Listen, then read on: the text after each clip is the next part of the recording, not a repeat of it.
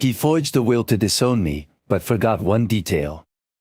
The lawyer's voice droned on about assets and beneficiaries, but all I could see was the final, flourishing D in my father's name on the document before me.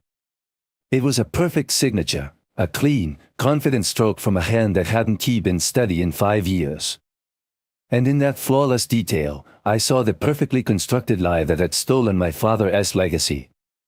The scent of graphite and fresh plotter paper was the scent of control. Alex ran a thumb over the crisp edge of a new set of blueprints, the heavy stock paper of familiar comfort beneath his fingers. On the sheet, a complex roof truss system was rendered in clean, unforgiving lines, each angle and joint calculated to 100th of a degree. It was a language he understood, a world of ordered stress and load-bearing truths where every problem had a logical, elegant solution.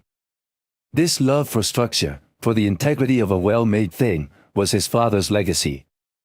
He closed his eyes, and the sterile air of his firm was replaced by the warm, resinous perfume of cut cedar under a summer sun. He was 16 again, standing on the half-finished frame of a deck, a bead of sweat tracing a path through the sawdust on his temple. His father, Richard, wasn't a man of many words, but his hands spoke a language of their own. Head held up a mortise and tenon joint, the two pieces of wood fitting together so perfectly they seemed to have grown that way. "A screw holds it for a year, Alex," Richard had said, his voice a low rumble. "Good joinery holds it for a lifetime. It's about the parts you can't see." Richard's hands, even then, were maps of a life spent building. Calloused and scarred, but steady. He would run them over a plain surface with a kind of reverence, feeling for imperfections the eye might miss. He taught Alex to measure twice, not out of caution, but out of respect for the materials. He taught him that the foundation was everything, that a thing built on a flawed base was destined to fail, no matter how beautiful the facade. It was a lesson Alex had carried from the dusty workshop of his childhood into the glass and steel towers he now designed. The principle was the same. The parts you can't see are the ones that matter most. A soft chime from his desktop pulled him back to the present. The sun was setting, casting long, geometric shadows across the polished concrete floor of his office. The day's work was done. He had a call scheduled with a client in Tokyo, but not for another hour. He stretched, the muscles in his back tight from leaning over the drafting table. He glanced at his phone, expecting a notification, a message, the usual hum of a life in motion. Instead, it was dark. He picked it up and saw the screen lit with an incoming call, a name he hadn't seen in Manzamiglia. He hesitated before answering. His stepmother communicated mostly through brief, overly cheerful texts filled with emojis that felt alien to the memory of his father. A phone call was an anomaly. "Hello, Amelia." His voice was flat, neutral. "Alex, dear." Her voice was strangely thin, a thread of sound stretched to its breaking point. There was a pause, filled with a static that seemed more emotional than electronic. There's no easy way to say this. Alex stood perfectly still, the blueprints on his desk suddenly looking like a foreign script. He stared at the lines, the precise measurements, the ordered world he had just been admiring, and felt it begin to dissolve. "It's your father," she said, her voice finally cracking, a rehearsed dam of composure giving way. "He had a heart attack this afternoon. In the garden." Another pause, this one heavier, sinking. "He's gone, Alex." It was very quick. The doctors said it was peaceful. The word hung in the air between them. Peaceful. Alex gripped the edge of his steel desk, the cold biting into his palm. He heard her say something else about arrangements, about needing to call his aunt, but the words were just noise, the chaotic sound of a structure collapsing. He said nothing. He couldn't form a reply. There was only the immense, crushing weight of a sudden and total silence on the line, the sound of a connection to a life's foundation being permanently severed. The law office of Finch Davies smelled of lemon polish and decaying paper, a sterile environment designed to contain the messiness of human affairs within neat, manila folders. Alex sat in a high-backed leather chair that sighed every time he shifted his weight. Across the polished mahogany desk, Mr. Davies, a man whose features seemed to be receding into the soft comfort of his face, adjusted his spectacles and cleared his throat with a dry rustle. Beside Alex, Amelia sat ramrod straight, a study in elegant mourning. Her black dress was impeccably tailored, her grief tastefully restrained, a single tear captured on her cheek as if placed there by a makeup artist. Alex felt a profound sense of dislocation. The last time he had been in a room with his father and Amelia, it was for Richard's 65th birthday. His father had been laughing, a rich, booming sound that filled their house, as he unwrapped the vintage woodworking tools Alex had found for him. He had clapped Alex on the shoulder and said, "The workshop is yours when I'm gone, son. You'll know what to do with it." Amelia had smiled, a tight, pleasant expression that never quite reached her eyes. "Now then," Mr. Davies began, his voice a soothing drone meant to smooth over the raw edges of loss. "We are here to execute the last will and testament of Richard Sterling. The document is dated, let's see, 4 months ago. It is quite straightforward." Alex nodded, his gaze fixed on the heavy vellum paper in the lawyer's hands. He expected to hear the familiar terms his father had discussed with him openly for years. The house and the bulk of the savings to Amelia, as was right. The workshop, the investment portfolio Richard had built for him since his college graduation, and his father's classic car, those were to be his. It was a fair and logical division, a final blueprint drawn by a man who valued order and fairness above all else. Mr. Davies read through the preliminary legal boilerplate, his voice a monotonous current carrying them toward the inevitable. Then he reached the dispositive provisions. "To my son, Alex Sterling, I bequeath the sum of $10,000 to assist him in his future endeavors." The words landed in a silent room with the force of a physical blow. Alex felt the air leave his lungs, a sudden, cold vacuum in his chest. $10,000. A pittance. An insult. It was the kind of sum one leaves to a distant cousin, not a son who had helped build the very deck they sat on during summer evenings. He felt Amelia's eyes on him, a quick, sharp glance, but he didn't turn. He kept his focus on Mr. Davies, whose face remained impassive as he continued. "And as to the rest and residue of my estate, both real and personal, of whatsoever kind and wheresoever situated, I give, devise, and bequeath the entirety to my beloved wife, Amelia Sterling." The finality of the sentence was absolute. It was a wall, a locked door. Mr. Davies folded the paper, the crisp sound echoing in a suffocating stillness. "And that concludes the reading. My condolences to you both once again." For a moment, no one spoke. The silence was a living thing, filled with the ghost of his father's promises.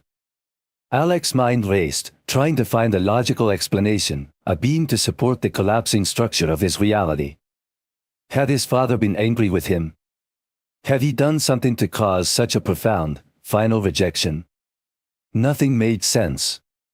Their last conversation had been about plans to reshingle the workshop roof together in the spring. His voice, when he found it, was steady. Deceptively calm. "Mr. Davies. May I see the document?" The lawyer blinked, surprised by the request. "Well, it's a bit unusual, but of course." He slid the will across the polished surface of the desk. Amelia made a small sound, a soft tsk of disapproval. "Alex, please. This is difficult enough." He ignored her. His hands were steady as he picked up the pages. He wasn't an emotional man, he was an architect. When a design failed, you examined the plans, you found the point of failure. He scanned the dense text until he reached the final page. And there it was. His father's signature. Richard Sterling. He stared at it, his vision narrowing until the two words were the only thing in the world. It was the correct name, in the correct script. But it was wrong. His father's signature had a story. After his minor stroke 5 years ago, a slight, almost imperceptible tremor had entered his hand. It manifested as a tiny hesitation, a faint waver in the downstroke of the R and the final loop of the G. It was a flaw only someone who had studied his handwriting for a lifetime would notice. The signature on this document was flawless. It was a perfect, clean, confident script.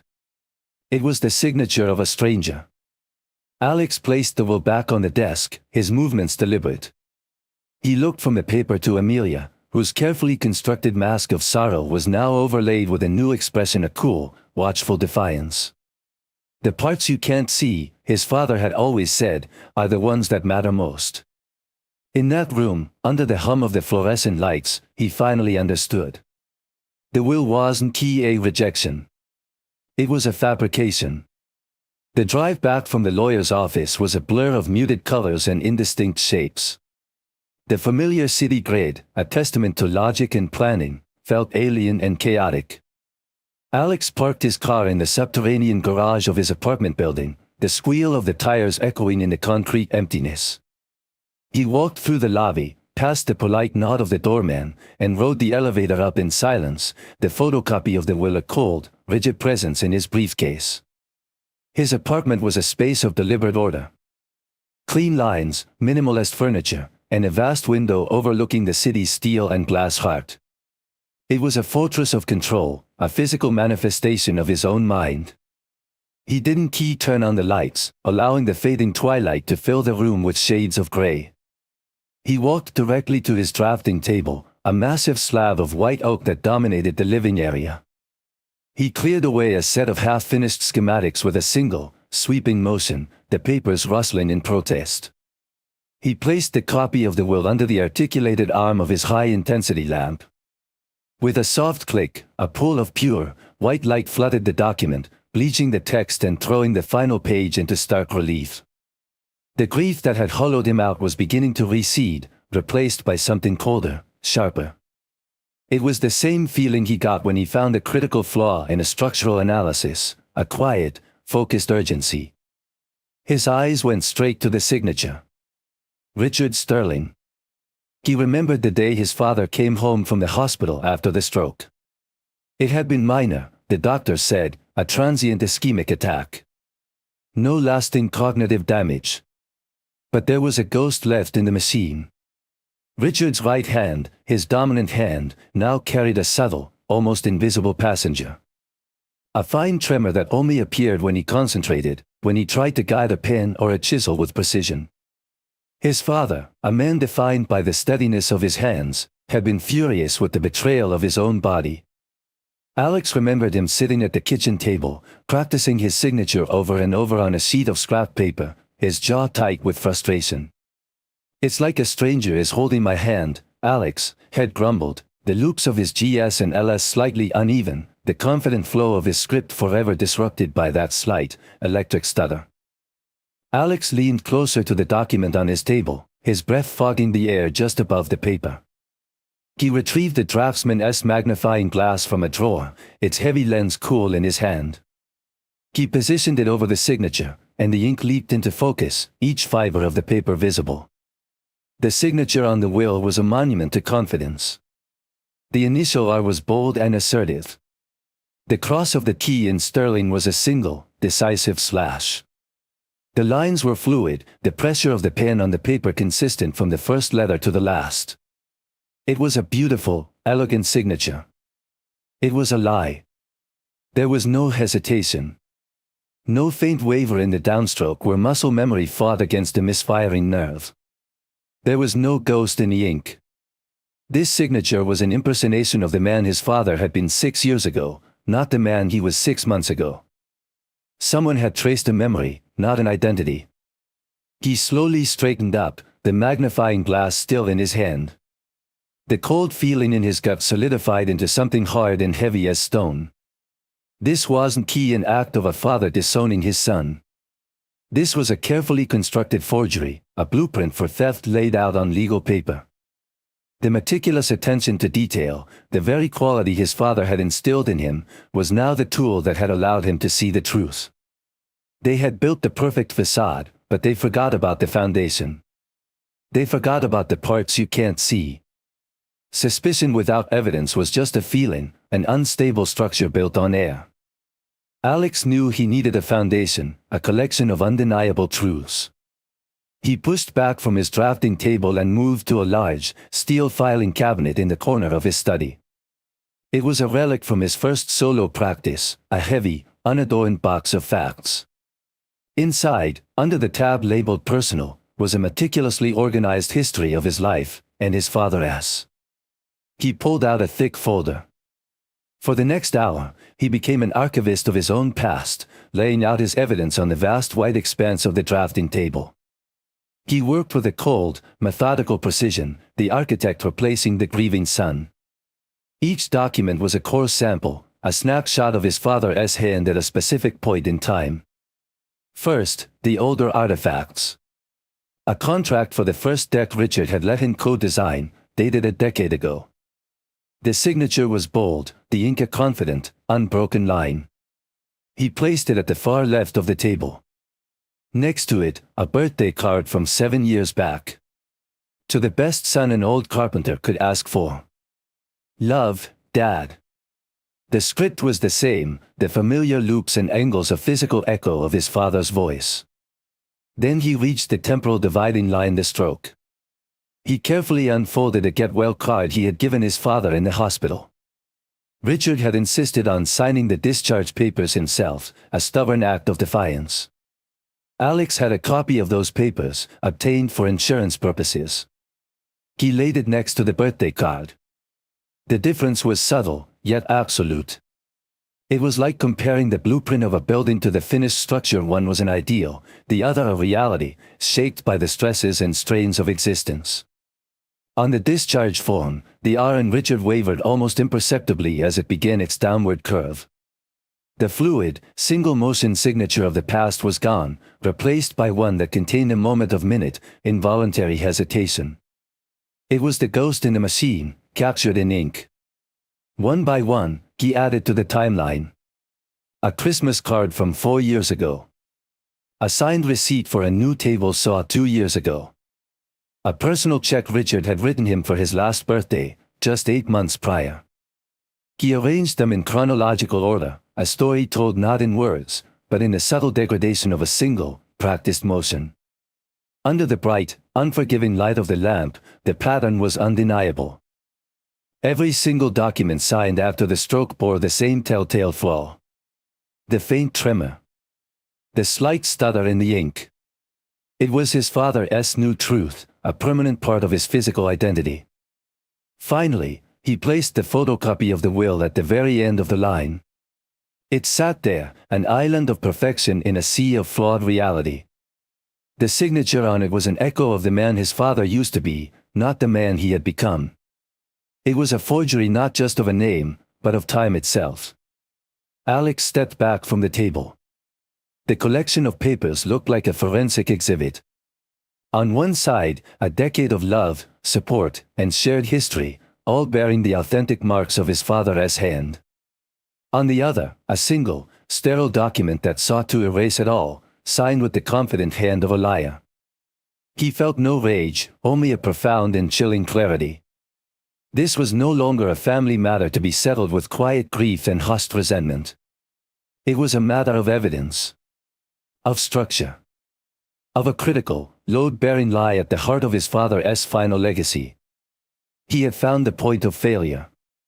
Now, he would begin to draw up the plans to dismantle it. A building doesn't begin with a hammer and nails, it begins with a site analysis. Before a single line is drawn, an architect must understand the terrain, the soil composition, the legal boundaries, the unseen infrastructure running beneath the surface. Confronting Amelia now would be like starting construction without a survey. It would be loud, messy, and doomed to collapse. Alex chose a different approach. He would map the hidden structure of her life. He cleared his drafting table of everything except a single, fresh sheet of vellum. In the center, he wrote her name, Amelia Sterling. This was his site plan. From that central point, he began to draw lines, creating nodes for connections and assets. He was no longer a son, he was a project manager, and this was the most critical project of his life. His first step was quiet and digital. He engaged a discreet private investigator, a man named Peters, a former financial crimes detective whose name had gotten from a corporate lawyer he trusted. Alex wasn't interested in sordid details or personal indiscretions. He gave Peters a specific, narrow brief, a comprehensive financial workup of Amelia for the past 12 months. He wanted to see the flow of money, the hidden pipes and conduits. While Peters worked in the digital shadows, Alex focused on the physical world. He went to his father's house under the pretense of collecting some personal mementos. Amelia greeted him with that same practiced, fragile sorrow, offering him tea and condolences. He moved through the familiar rooms, now a foreign territory under her control, with a polite but distant demeanor. He wasn't there for photo albums.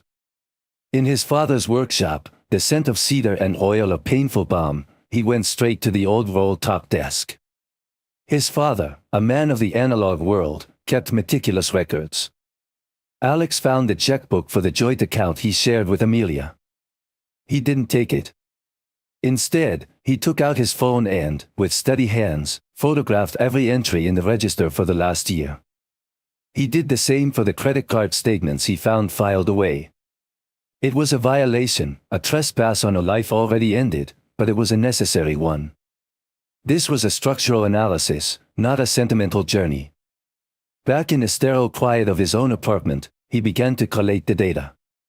He cross-referenced the photographed check stubs and credit card bills with the preliminary report from Peters, which was already yielding results. A pattern began to emerge. Most of the household expenses were predictable, a steady rhythm of utilities, groceries, and mortgage payments. But around 6 months ago, the rhythm had changed. There were new expenses. A series of monthly payments to a consulting firm had never heard of Lakeside Strategic Solutions LLC.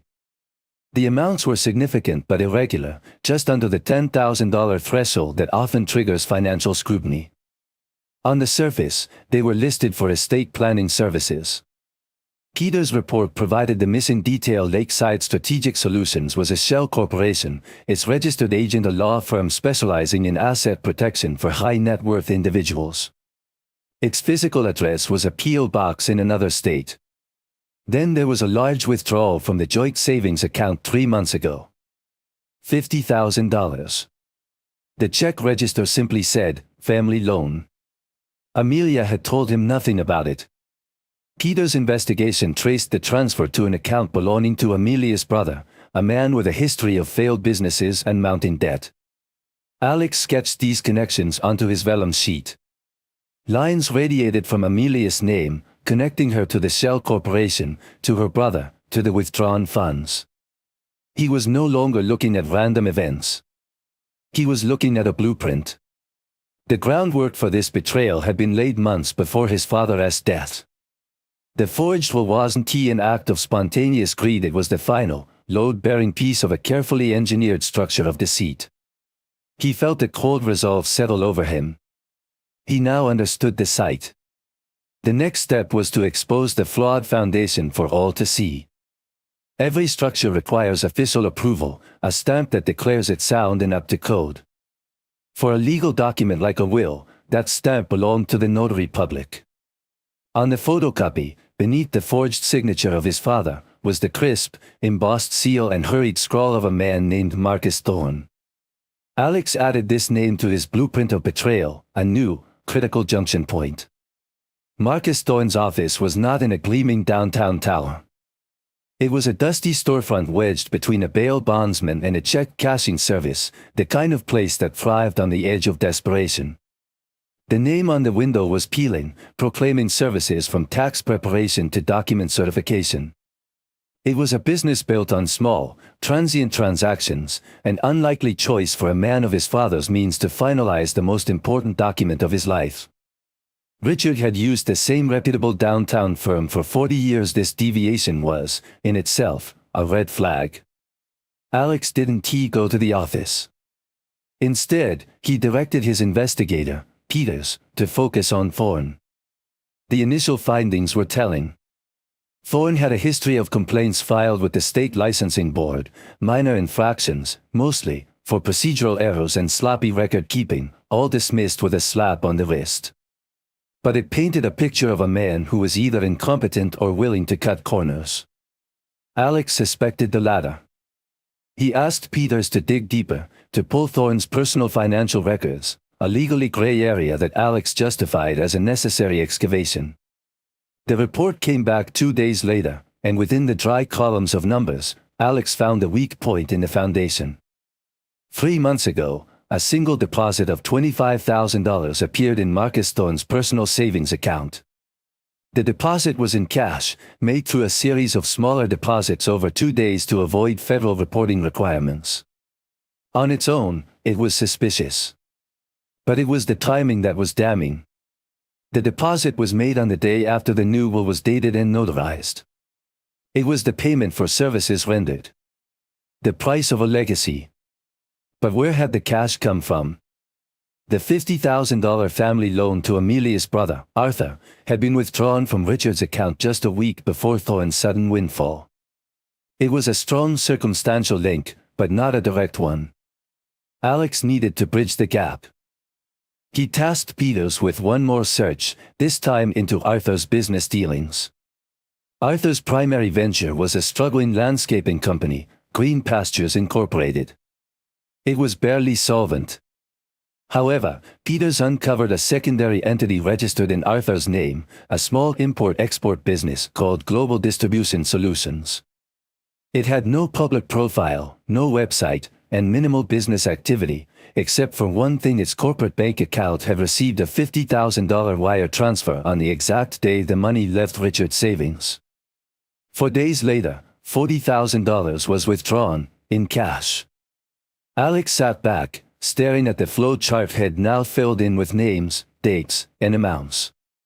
The path of the money was as clear as a plumbing schematic. From Richard's savings, to Amelia, disguised as a family loan. From Amelia to her brother Arthur's shell company. From there, withdrawn as cash, a portion of which then appeared in the notary's bank account, just after Head applied his official seal to a fraudulent document. It was a beautiful, elegant piece of corruption. Each step was designed to obscure the next, to create distance and plausible deniability. But like any complex structure, it had connection points, load-bearing joints. And Alex had just exposed them. The notary hadn't just been negligent, he had been paid. He was a pillar in their construction of deceit, and Alex now had the demolition plans. A legal document requires more than a signature, and a seal it requires observation.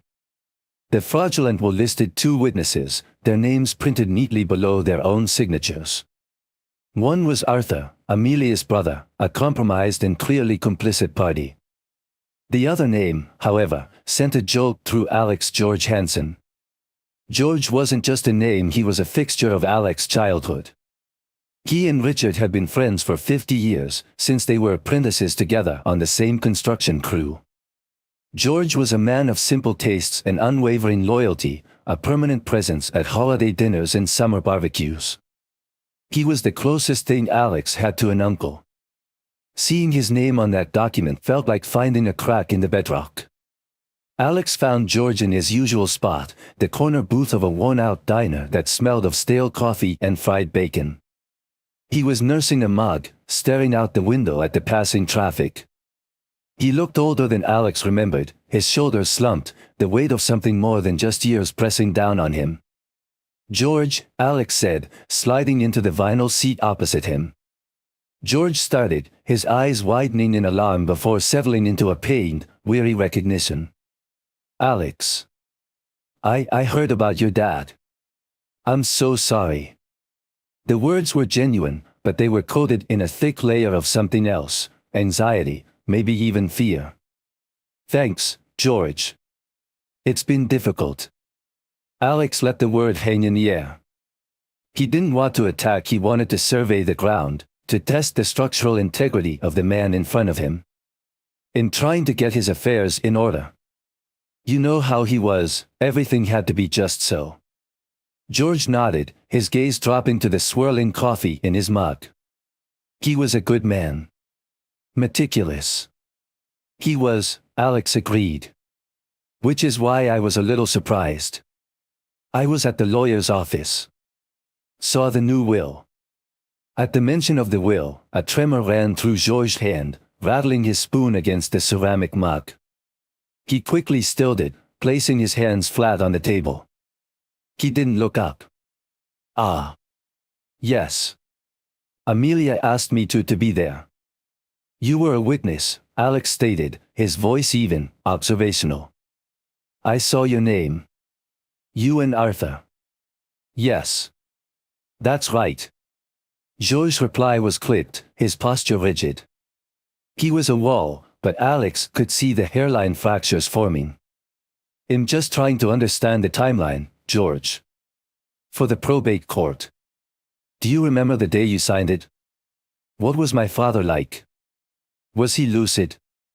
Alex chose the word carefully. It was a technical term, a legal key.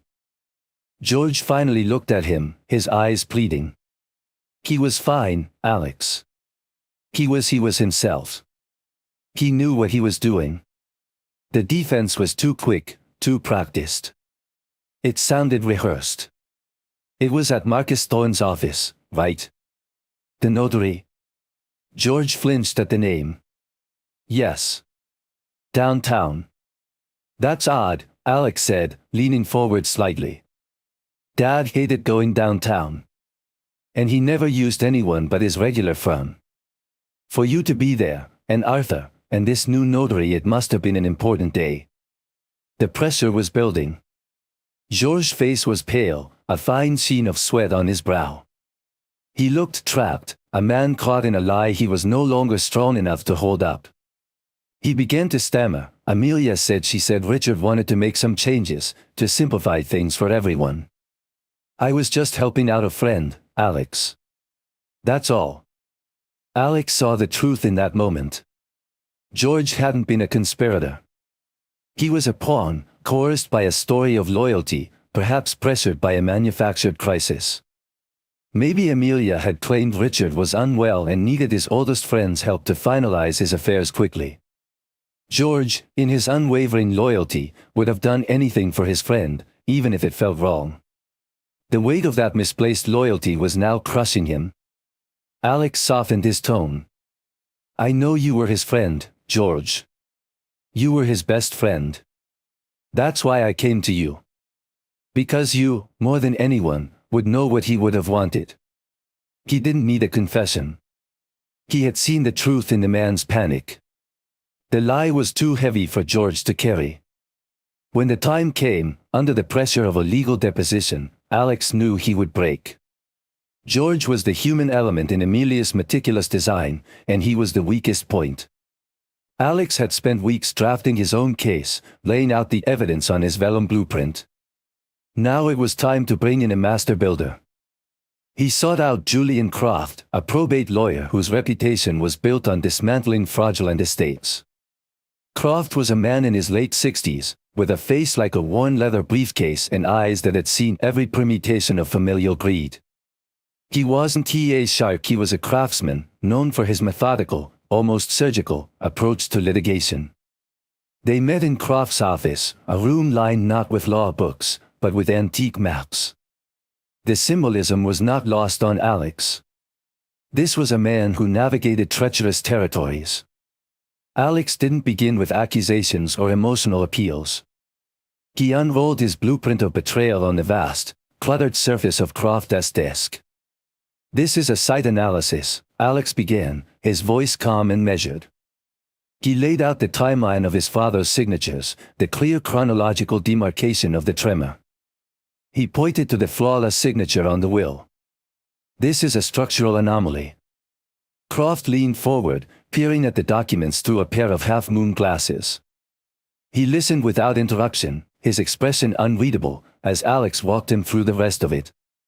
Alex presented the financial forensics from Peters the Shell Corporation, the $50,000 transfer to Amelia's brother, Arthur. He overlaid that with the notary's bank records, showing the $25,000 cash deposit appearing like a ghost in the ledger the day after the will was signed. The money flowed from my father's account to her brother's shell company, Alex explained, tracing the path with his finger. It was then laundered into cash and used to pay the notary, Marcus Thorne, for his seal of approval. Finally, he spoke of George Hansen. The second witness was my father's best friend. He's carrying the weight of this. He won't hold up under questioning. He's the weak point in their design. When Alex finished, a deep silence filled the room. Croft sat back in his chair, which groaned in protest. He steepled his fingers, his gaze fixed on the meticulous evidentiary map spread before him. He had seen countless challenges to wills, most of them fueled by little more than grief and entitlement. This was different. This wasn't a cry of outrage, it was an architectural rendering of a crime. "Mr. Sterling," Croft said, his voice a low, gravelly hum. "In my 40 years of practice, I have rarely seen a preliminary case so thoroughly and dispassionately assembled. You've done more than raise suspicion. You've established a clear, evidence-based narrative of conspiracy, undue influence, and outright forgery." He picked up the printout of the notary's bank statement. "This cash deposit is the load-bearing pillar of the entire case. It connects the financial motive to the fraudulent act." He then tapped the signature timeline. "And this is the kind of physical evidence a judge can see and understand. A tremor is a scar. It tells a story. This signature has no story." Croft removed his glasses and rubbed the bridge of his nose, a weary gesture that spoke of countless family wars. "We'll need to file a formal caveat to block the probate of this will immediately. We will petition for discovery, subpoena bank records for Amelia, her brother, and Thorne. We will also schedule a deposition for George Hansen.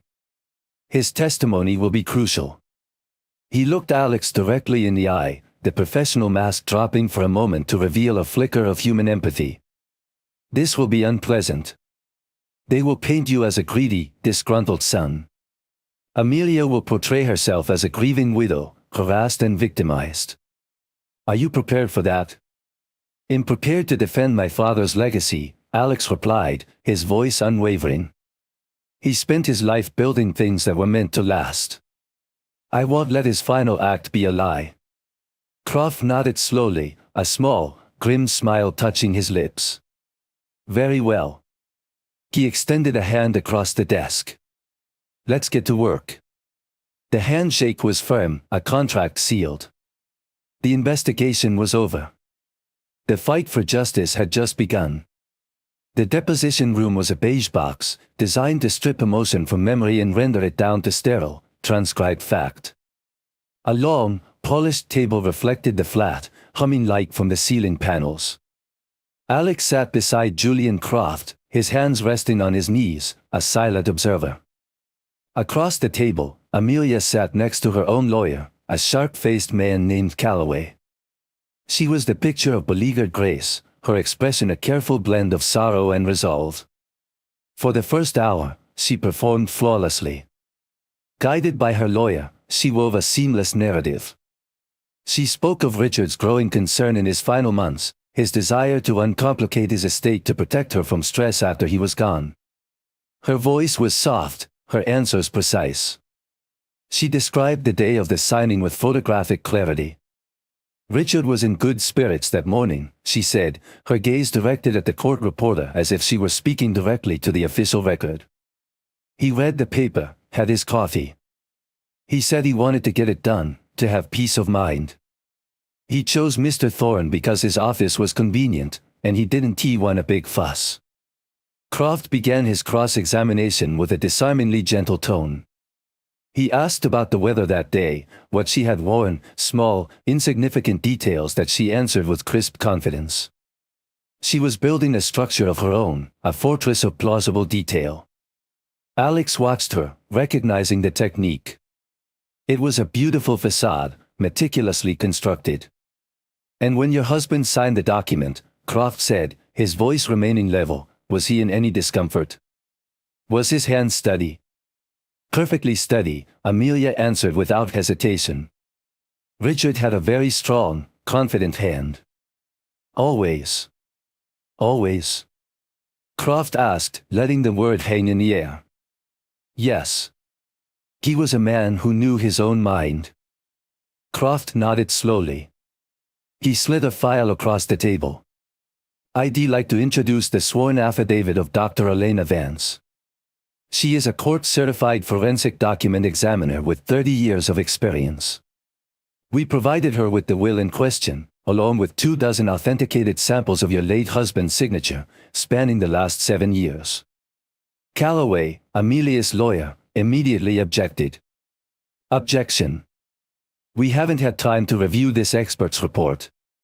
It was delivered to your office by courier yesterday morning, Counselor, Croft replied evenly, not taking his eyes off Amelia. Dr. Vance's findings are quite specific. She notes that in every single signature sample dated after your husband's transient ischemic attack 5 years ago, there is a consistent, microscopic tremor. A disfluency, she calls it, particularly in the downstroke of the capital R. Amelia's placid expression tightened. A small, almost invisible muscle in her jaw began to twitch. Croft continued, his voice taking on a harder, clinical edge. It's the ghost of a scar on his nervous system, Mrs. Sterling. A tiny, involuntary hesitation that was part of who he was for the last 5 years of his life. It's on his checks, his Christmas cards, his driver's license renewal. It is on every single document he authentically signed. He paused, letting the silence press down. Alex saw Amelia's hand, resting on the table, clench into a fist, her knuckles white. Dr. Vance's conclusion, Croft said, his voice dropping to a near whisper, is that the signature on this will is a simulation. A forgery. A skilled one, perhaps, but a forgery nonetheless. It is too perfect. It lacks the one detail that would have made it real. It is missing the ghost in the ink. Amelia's composure, so carefully constructed, shattered. It wasn't a loud explosion, but a silent, catastrophic failure of its internal structure. A flicker of raw panic flashed in her eyes, so fast Alex might have missed it if he hadn't been watching for it. She opened her mouth to speak, but only a small, choked sound emerged.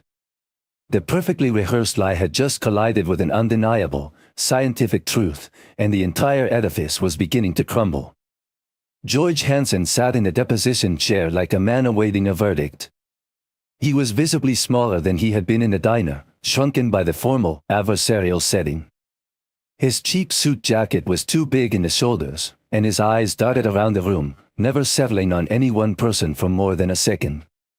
He was the weak point Alex had identified, the crumbling mortar in Amelia's wall of deceit, and the pressure was about to be applied.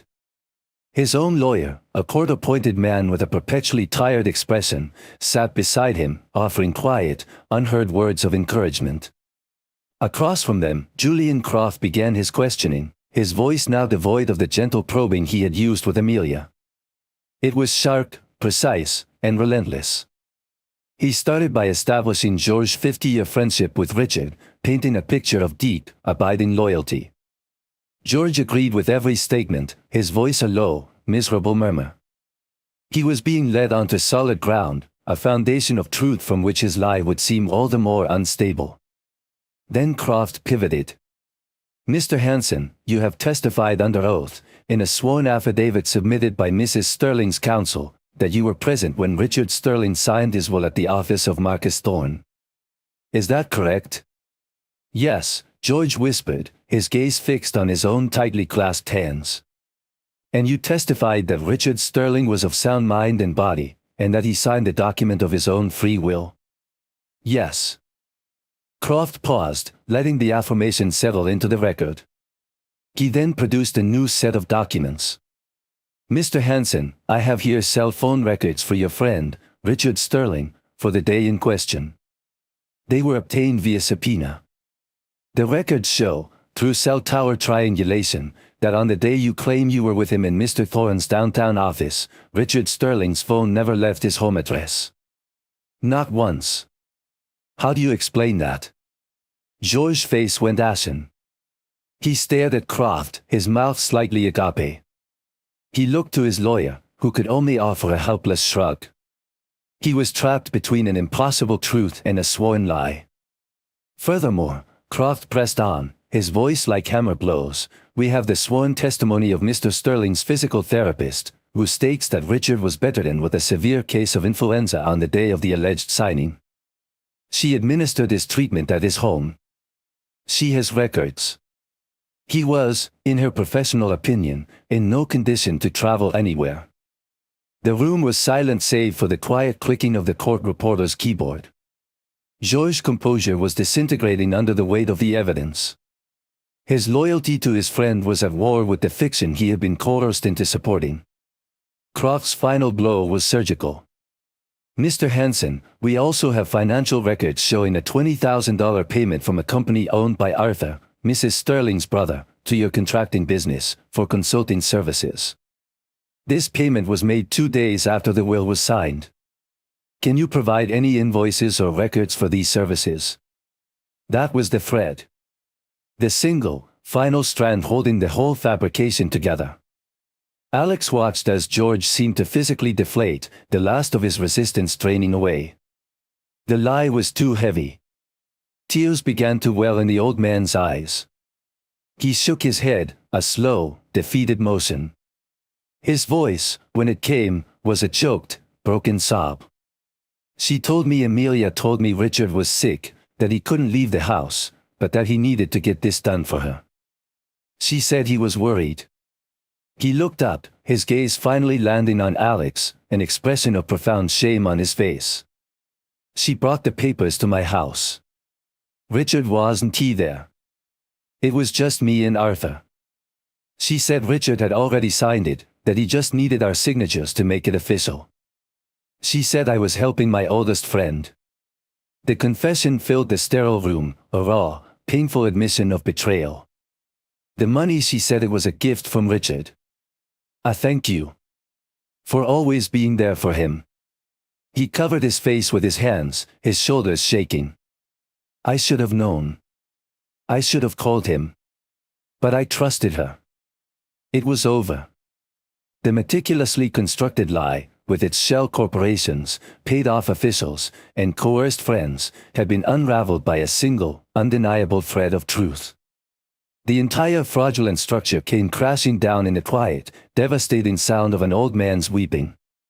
The final verdict arrived not with the gavel's crack in a crowded courtroom, but with the quiet, professional tone of Julian Croft over the phone. Georges' confession had triggered a complete collapse of Amelia's case. Faced with overwhelming evidence and impending criminal charges for fraud, conspiracy, and perjury, she and her lawyer had agreed to a settlement. The fraudulent will was nullified, and Richard Sterling's original, authentic will was entered into probate. The legal battle was over. It's all yours now, Alex, Croft said, a note of finality in his voice. The house, the workshop, the portfolio. Justice was served. Thank you, Julian. For everything. Alex's voice was even, almost flat. The district attorney's office will be handling the criminal proceedings against your stepmother, her brother, and Mr. Thorne. George Hansen's cooperation will be taken into account. You won't need to be involved further unless they call you as a witness, which is unlikely. Justice. The word felt strangely hollow, a clean, architectural term for a messy, ruinous demolition. Alex hung up the phone and stared out his apartment window at the precise geometry of the city below. He had won. By every legal and financial metric, he was the victor. Yet, he felt no surge of triumph, no satisfaction. There was only a profound quiet, the kind that follows a storm. A week later, he drove to his father's house. The keys Croft had sent by courier felt unfamiliar in his hand. He walked up the familiar stone path, the gardens his father had loved now showing the first signs of neglect. He bypassed the front door and walked around to the back of the house, to the workshop. He unlocked the heavy oak door and stepped inside. The air was still and thick with the layered scents of cedar shavings, linseed oil, and old iron, the sacramental incense of his father's world. Sunlight streamed through the high, dusty windows, illuminating dancing motes of sawdust suspended in the air like captured memories. Nothing had been touched. A half-finished dovetail joint lay clamped to the main workbench, a testament to a life interrupted. Tools hung in perfect order on the pegboard walls, each chisel and saw in its designated silhouette. His father had always said that a craftsman's character could be seen in how he kept his tools. These were not just implements, they were extensions of a philosophy. Honesty. Precision. An intolerance for anything less than true. Alex ran his hand over the scarred surface of the workbench, a landscape of nicks, cuts, and stains, each mark a story. He remembered standing here as a boy, watching his father's hands guide a plane over a piece of rough sawn timber, transforming it into something smooth and perfect. It was here he had first learned the lessons that had defined his own life, and, ultimately, saved his father's legacy. He saw the old contract for the deck they built together, the one he had used as evidence, still tacked to a corkboard. He remembered his father's words, echoing in the silent space: "A screw holds it for a year. Good joinery holds it for a lifetime. It's about the parts you can't see." In that moment, the hollowness he had been feeling began to fill with a quiet, somber understanding. He hadn't fought this battle for the money, or the house, or the classic car gathering dust in the garage. He had fought for the integrity of that statement. Amelia's lie was a shoddy piece of construction, all surface and facade, held together with the cheap screws of greed and deceit. He had simply applied the principles his father had taught him, to look deeper, to examine the unseen joints, to find the structural flaws. The ghost in the ink. The tremor his father could never hide was a mark of authenticity, a flaw that proved the truth. His own trained eye, a gift from this very workshop, had been the tool he used to see it. The methodical investigation, the blueprint of betrayal he had drafted on his vellum sheet, was nothing more than an application of his father's process. The inheritance wasn't the number in a bank account. It was this. It was the character built over decades of shared work. It was the unwavering respect for the truth of a straight line, a flesh joint, a steady hand. His father had given him the very tools he needed to dismantle the lie and defend the truth of his life. That was the real legacy, the one that could never be forged or stolen. Standing alone in the resonant silence, Alex felt the immense weight of his victory and his loss. He had protected his father's name, but he could never again share a quiet morning in this workshop. Justice had been served, cold and final, but it could not mend the fracture in his family or bring back the man who taught him how to build things that last. He picked up a block of cedar from the bench, its familiar scent filling his senses. He hadn't won a fortune, he had simply proven that the foundation his father had built within him was strong enough to stand. It all started with a signature that was just a little too perfect, a flawless detail that exposed a devastating lie. Alex's fight wasn't key just for an inheritance, but to restore the truth of who his father was, a man whose real legacy was written on paper, but built into the character of his son. In the end, it was the father's very imperfection, the tremor in his hand, that held the key to justice and proved to be the most valuable thing he left behind. Stories like this really make you think, and that's what we love to explore here at Content Channel. The character of George, the old family friend, is a tough one. He was caught between loyalty and a lie he was coerced into. What do you think you would have done if you were in George's position, pressured by someone you trust to betray a friend's memory? Thank you so much for joining us for this one, and we'll see you in the next story. Get ready to hear about a father who discovered his entire family was secretly draining his life savings, and how he used their own security camera system to deliver the receipts.